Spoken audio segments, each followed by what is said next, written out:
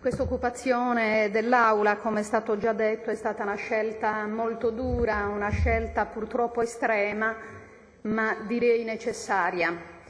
Dopo una lunga stagione di dibattito sui grandi temi riguardanti le riforme istituzionali, che tra l'altro si è chiusa, una stagione che si è chiusa di recente, io dico che si incomincia a vedere qualche segnale positivo. Abbiamo affrontato un dibattito molto acceso sui temi della nazione sarda, della sovranità, parlando pure di esigenza di indipendenza per il popolo sardo, ma sembrava a tratti che quel dibattito fosse un dibattito molto formale, o perlomeno io personalmente mi sono fatta un po' quest'idea.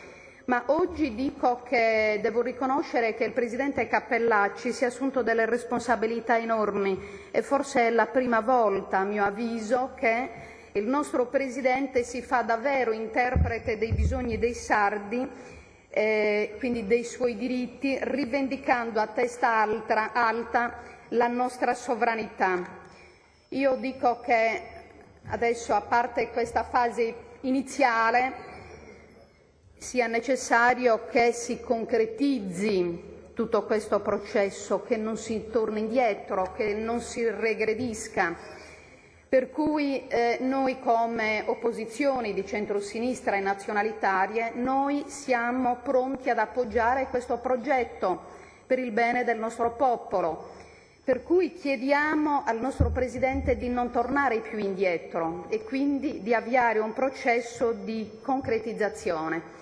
Ora, senza queste premesse, per una reale difesa della vertenza delle entrate, non sarebbe stato assolutamente possibile aprire alcun dibattito, per cui adesso noi siamo confortati da una sorta di serenità e di speranza che si apre a tutti i sardi. Non aggiungo altro perché molto è stato detto e poi avvieremo il dibattito in merito alla finanziaria. E comunque sinceramente al Presidente Cappellacci i miei complimenti. Grazie.